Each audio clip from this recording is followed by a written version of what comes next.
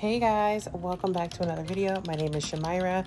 If you are new here, I am an obstetrics and gynecology coder, and in this video I'm going to be basically letting you guys job shadow me. There will be no interruptions at all, just strictly work throughout this entire video. So I hope you guys like it. Give it a thumbs up, comment down below, and subscribe to my channel. I'll also have other details about my job down in the description box for those of you that may have any questions.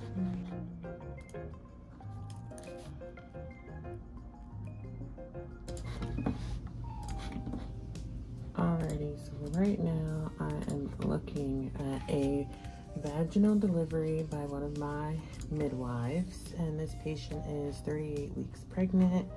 She ended up meeting the criteria for gestational hypertension during her labor, and it looks like during the delivery there was a tight nuchal cord, so the umbilical cord was tight around the baby's neck.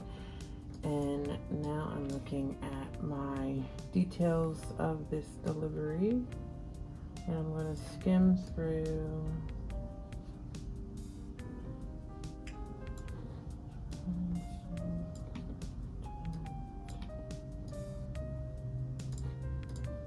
Okay, so I don't see any other complications of this vaginal delivery. I'm going to make sure her LNP is attached to the claim and look at her insurance. So this patient has AmeriHealth Medicaid, so they do not allow you to bill global for their patients' deliveries. You have to bill for the delivery only code, and the prenatal visits would have been billed out as E&Ms, but I am going to just have to go back and look over her prenatal visits to make sure that she had AmeriHealth throughout her entire pregnancy. Make sure she didn't have any other commercial coverages and that it was just AmeriHealth the entire time. So it looks like she had AmeriHealth throughout her entire pregnancy, so I don't have to worry about changing any of those visits. I'm going to go ahead and bill the 59409.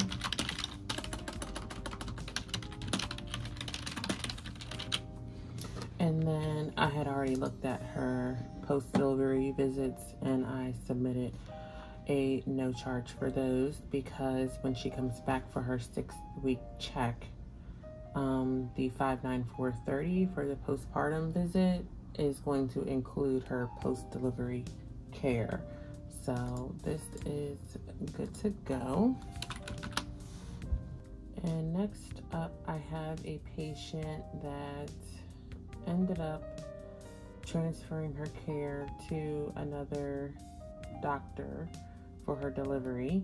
So I can only bill for my prenatal visits in the office, and then I can also bill for her admission to the hospital, and then she was transferred over to a higher level of care, so I cannot bill anything else because she was no longer seen by my medical group. So I have to go over here and check all her visits that she had, count them up, check the coverage, and then choose my code for her antepartum period.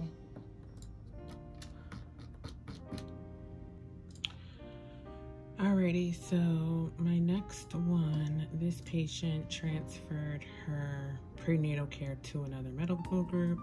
So we had 2 visits in our office, and I'll have to bill out E&Ms for those.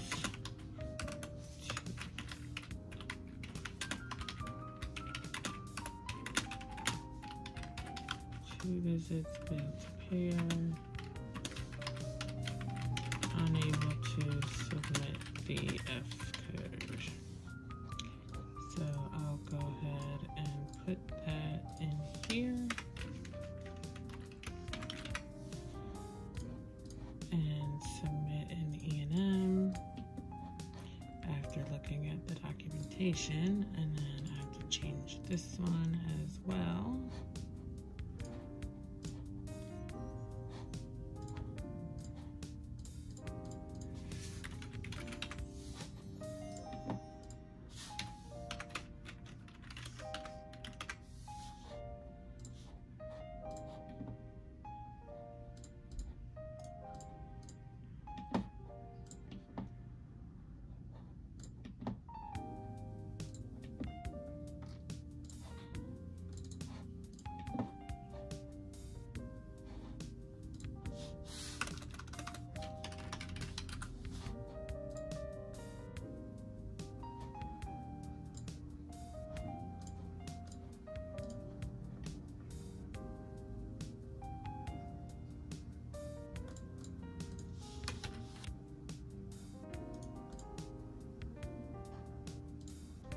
next up, I'm just going to be looking at some prenatal visits, and the only thing that I really have to check is to make sure or that the provider chose the correct code. So sometimes the providers don't look at the coverage and they'll submit the 0502F code or the 0501F code, and if the insurance the patient has doesn't accept that, we'll have to change it to an E&M. And usually the prenatal visits only meet a level 2, so a 99212. So I'm just going to look over a few prenatal visits that I have here and either push them out or submit them as is because they're fine the way they are, or I will have to change it to an E&M level. So for this first one here, I have one where the patient came in for a blood draw, so this should have just been a regular nurse visit and not the 0502F because this is not a prenatal visit. Well, it does say that it's a prenatal visit, but my provider doesn't have anything documented, so I'm gonna have to send him a message to put something in for this prenatal visit, but I can put the blood draw in for the medical assistant.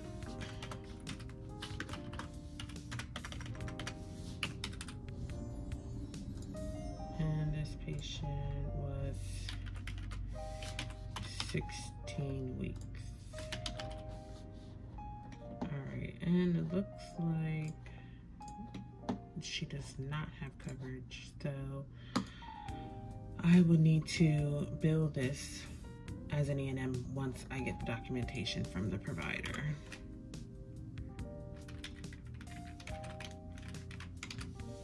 Alrighty, so moving on to my next prenatal visit. This patient has commercial high marks, so it's okay to keep it as the 0502F. I do need to add the weeks of gestation, and then this one is good to go. My next one is another high mark. It needs the weeks of gestation, which is 37 weeks. And then this one should be good to go. My next one, patient has United Healthcare. And if you see me changing stuff, it's because my providers choose the Z34.8 diagnosis for the routine prenatal visit, but then they also add O codes, and you can't have the Z34 with O diagnosis codes. They exclude, and I can show you that in the book. So I'm having to remove it and then rearrange the diagnosis codes around. So that's what I'm doing. And then I'll get a green check that everything is good to go. So if you see me moving stuff, like right now, I'm taking one off. I'm gonna check the weeks of gestation on my other screen, which is 31. And fix the diagnosis codes at my charge line, and then I can go ahead and push it out. When I say push it out, I mean submit it. Next one, we need the weeks of gestation. And I can go ahead and push that one through.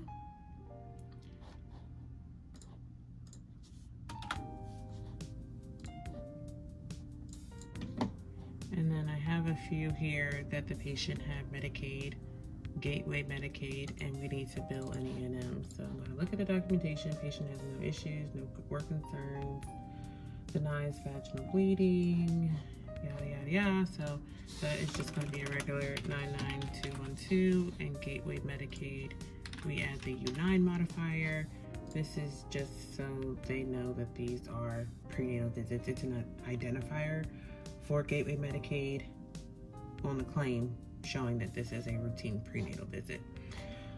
Not all Medicaid payers want the U9 modifier. So 16 weeks.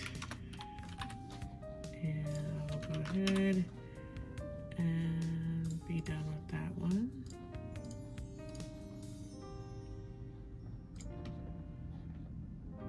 Next up,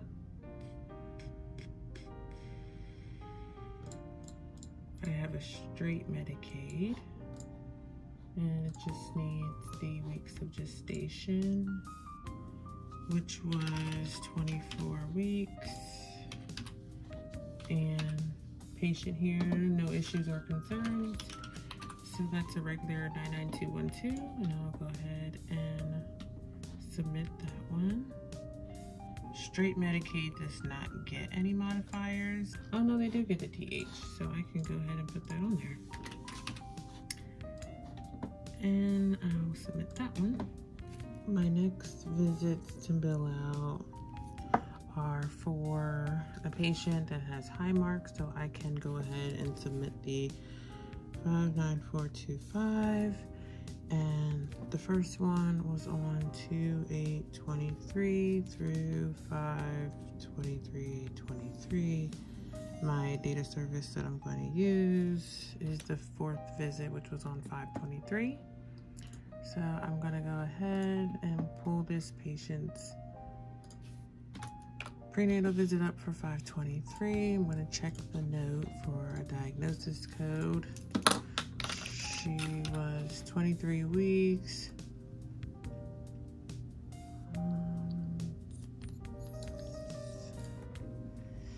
This is her 5th pregnancy. So I'm going to head and use the Z3483, actually 82, and Z3A23, because this is in the 2nd trimester. 59425 for my CPT code, link all my diagnosis codes, her LMP, and then I'm just going to add a comment that these are for the date range of 2/8 through 5/23.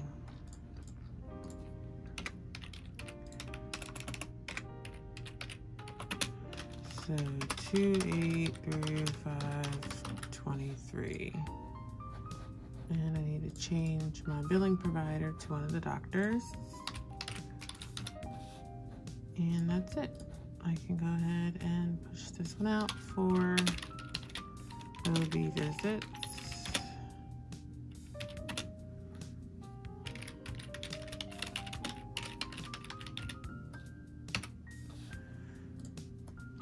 And that one is done.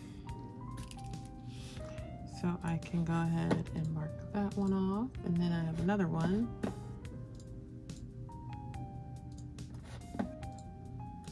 for the same thing that I have to see.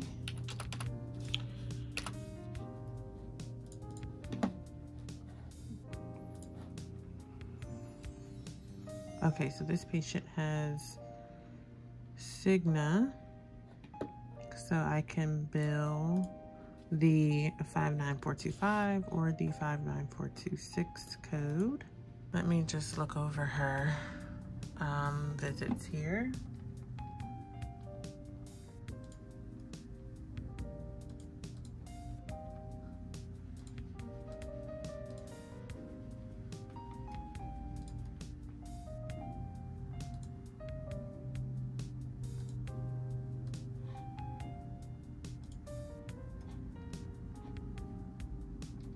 Okay, so I don't see any E&Ms billed, so that's great.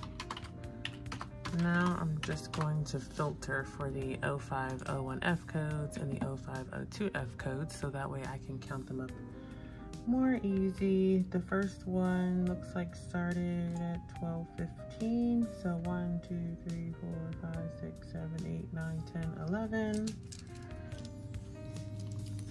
We have 11 visits, 12, 15, 22 through 6, 7, 23. And the 7th one would be on 1, 2, 3, 4, 5, 6, 7 on 4/14. So I'm gonna pull that visit. 8, 1,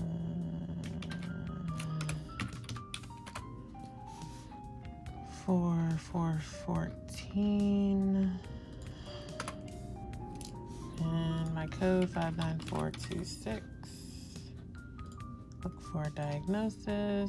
She is GDM A2, which is the O24414. And this is how many weeks? 30. So Z3A 30. And is she on insulin? She is Z79.4. So O24414 Z79.4 Z3A 30. And get my LMP on there. And I think that's it. We just have to put in our date range. And that one is good to go.